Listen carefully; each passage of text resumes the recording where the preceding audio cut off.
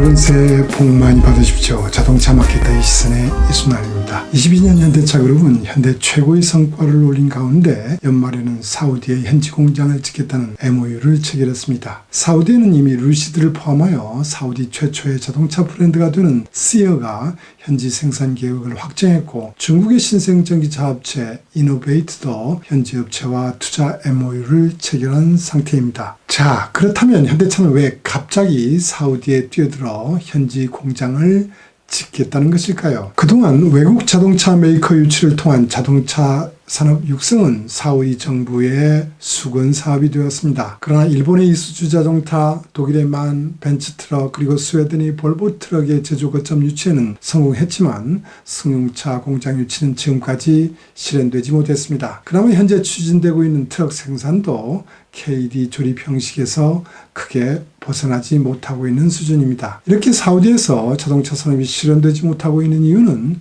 쉽게 상상할 수 있는 것처럼 제조업 기반이 없고 충분한 전문 인재가 부족한 데 있었습니다. 두 번째는 시장 규모가 작다는 점이었습니다. 사우디아라비아 인구는 약 3,400만 명이지만 외국에서 온 근로자들이 1,200만 정도를 차지하고 있습니다. GCC 6개국 전체에서도 6천만 명 정도이지만 이 중 많은 수가 외국인 근로자로 구성되어 있어 충분한 시장 규모가 되지 못했습니다. 인근 예멘은 내전 중이고 큰 시장이라고 할 수 있는 이라크와 시리아는 오랫동안 ISIS와 전쟁하면서 시장이 붕괴되어 왔습니다. 세 번째는 유가의 심한 변동으로 시대에 따라 산유국의 재정 상태가 불안정하다는 점이었습니다. 예를 들면 14년 6월 105달러였던 유가는 16년 2월 34달러까지 하락했습니다. 여기에 ISIS와 전쟁으로 사우디 정부는 이라크와 예멘을 지원하면서 사우디의 외환 보유고는 매월 크게 줄어들 수밖에 없었습니다. 재정을 유지하기 위하여 사우디를 포함한 GCC 회원국들은 지금까지 필요성이 없었던 부가가치세를 도입했습니다. 여기에 사우디 정부는 1,000만 명 이상 되는 외국인 근로자들에게 인두세를 부과하고 공무원들에게 지급하던 보너스와 차량 지급 등의 복지 혜택도 대폭 줄였습니다. 웃지 못할 일은 비자를 받기 위한 수수료도 100만 원 정도로 인상하는 등 엄청난 긴축 정책을 연일 쏟아낼 정도였습니다. 이러한 영향으로 중동 11개국의 14년 자동차 판매는 200만 대였지만 18년에는 100만 대로 반토막이 났습니다. 최근 고유가가 지속되고 있지만 예전의 수요를 회복하지 못하면서 22년 판매도 120만 대 정도에 머물고 있습니다. 가장 어려웠던 16년에 사우디는 더 이상 석유에 의존한 재정으로는 살아남을 수 없다고 판단하여 사우디 비전 2030을 발표했습니다. 위기는 기회가 된다는 말처럼 사우디는 최근 유가 인상의 탄력을 받아 네옴시티 구상도 가속화시키고 있습니다. 여기에 사우디아라비아 공적 투자 기금인 PIF는 여러 기업에 투자하면서 정부가 추진하는 국가개혁 계획 비전 2030을 실현하는 역할을 직접 담당하고 있습니다. 자동차 분야에는 2030년까지 국내 생산 대수 30만 대를 목표로 하고 있고, 루시드와 시어의 출자는 이러한 방침에 따른 것이라고 할 수 있습니다. PIF는 루시드의 주식 61%를 보유하고 있습니다.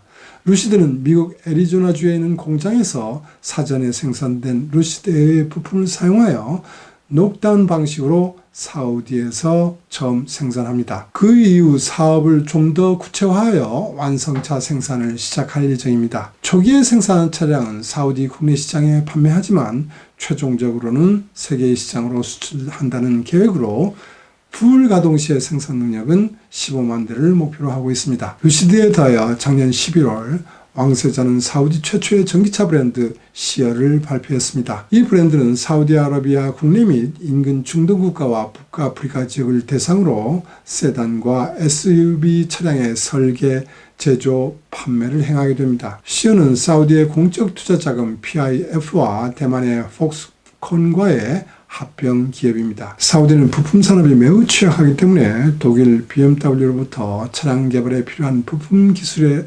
라이선스 공여를 받아 부품을 개발 또는 조립한다는 계획입니다. 여기에 폭스콘은 차량의 전지 아키텍처, 차량 인포테인먼트 시스템, 차량 탑재 커넥티비티, 자율운전 기술 등의 제품 개발을 담당하게 됩니다. 25년 양산을 목표로 15만 대의 생산 능력을 목표로 하고 있습니다. 여기에 중국 시진핑이 사우디 방문 시 사우디의 기업인 스모우 홀딩스와 중국이 천재 기차 이노베이트 간의 연간 10만 대의 생산 능력을 갖는 전기차 공장을 사우디에 설립한다는 MOU를 체결했습니다. 그리고 지난해 말 현대차도 현지 공장을 짓겠다고 MOU를 맺었습니다. 현대차는 왜 참가했을까요? 현대차 그룹은 건설부터 수소기술, 철도기술 등 네옴시티 건설에 동참할 수 있는 여러 가지 회사가 있습니다. 사우디 왕세자 방문 시 현대차 회장과 만남도 있었지만 현대차 그룹은 네옴시티 건설에 참가하기 위하여 더 우호적인 관계를 사전에 만들 필요가 있었다고 보입니다. 사우디 시장에서 오랫동안 토요타 다음으로 마켓쉐어 2위를 지켜왔던 현대차는 탈석유 시대를 대비하는 사우디 정부에게는 사우디 정책을 가장 부응할 수 있는 업체가 될 수 있으며 현대의 전기차는 그 어느 메이커보다도 매력적인 상품이 될 것입니다. 두 번째는 시장을 철수해야 할 정도로 고전하는 중국 시장의 대안시장으로 아시안 시장과 함께 중동 시장이 중요하다고 볼 수 있습니다. 한때 현대차의 중동 아프리카 판매는 50만 대까지 올라갔었지만 최근 흔들리고 있어 이에 대응한 전략의 일환으로도 해석할 수 있을 것입니다. 중동 시장에서의 큰 세그먼트는 대가족을 거느리는 아랍의 부자들이 주로 이용하는 토요타의 랜드크루저, 현대의 팰리세이드가 속한 대형 SUV입니다. 이들 고객층이 세컨카로 주로 이용되는 소나타급의 세그먼트도 큰 편입니다. 그 다음은 현대차의 엑센트가 속한 소형 승용 세그먼트로 외국 근로자들이 많이 이용하는 세그먼트라고 할 수 있습니다. 또한 작업 용도로 사용되는 픽업도 큰 세그먼트입니다. 토요타는 차량 라인업을 확대하고 하이브리드 기술을 앞세워 꾸준하게 높은 브랜드를 유지하면서 19년 대비 오히려 마켓쉐어를 증대했습니다. 반면 현대기아 닛산은 감소하고 있는 가운데 특히 현대차의 마켓쉐어는 중동 11개국에서 5%포인트나 크게 감소했습니다. 감소 원인에는 창간, 지리, 그레이트월, MG 등 중국 업체들이 크게 성장하고 있는 부분이 있습니다. 중동 11개국 시장에서의 마켓쉐어는 18년 1.0%, 19년 2.7% 수준으로 매우 미미했지만 22년 11월간 쉐어는 11.7%로 대폭 증대했습니다. 특히 중국 브랜드는 중동 시장에서 가장 큰 사우디 시장을 공략하면서 사우디 내 마켓쉐어를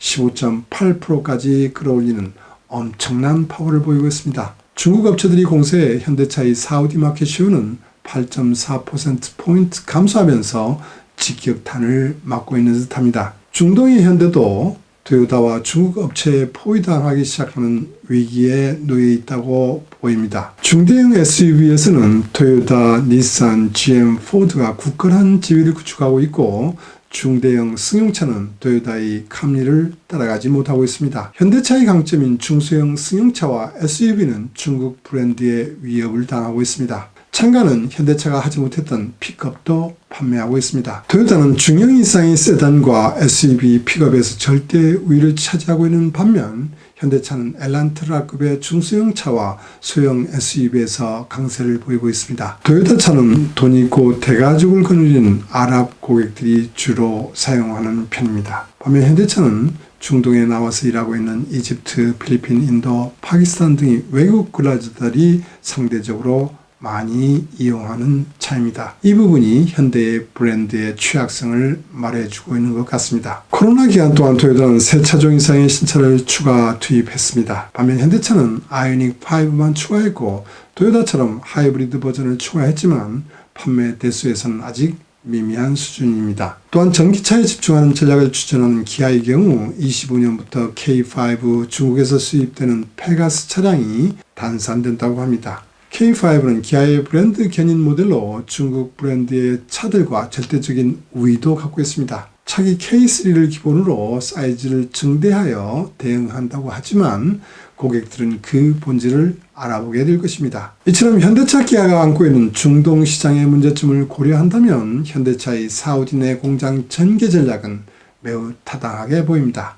그러나 문제는 공장을 돌리기 위한 수출 물량 확보입니다. 22년 사우디 자동차 수요는 65만 대 정도로 예상됩니다. 루시드 15만 대, 시어 15만 대, 중국 업체 이노베이트의 10만 대를 더하면 40만 대가 됩니다.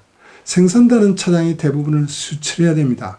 중동 11개국의 수요는 200만 대로 크게 예상할 수도 있지만 전기차 보급은 GCC 6개국과 요르단 정도만이 가능하다고 보입니다. 물론 북아프리카의 이집트, 알제리는 큰 수요국이 되겠지만 만성적인 외화 부족으로 차량 수입 시 외환을 통제해왔고 모로코는 유럽의 생산기지 역할을 하고 있어 그리 큰 수요 기대는 어렵다고 보입니다. 루시드는 생산 대수의 85%를 유럽을 포함한 주변 국가에 수출하는 것을 밝혀왔기 때문에 수출 문제를 해결할 수 있다고 보입니다. 현대차의 경우 인도네시아에서 전기차를 생산하고 있고 인도에서는 높은 관세로 인하여 생산을 해야 하기 때문에 인근 국가로 수출하는 것이 어렵게 될 것입니다. 이런 사정 때문에 생산 초기 사우디 정부로부터 각종 보조금을 크게 받아야 합니다. 그러나 녹다운 방식으로 생산하는 차량이 수출 경쟁력을 확보하고 유지하기에는 매우 어렵습니다.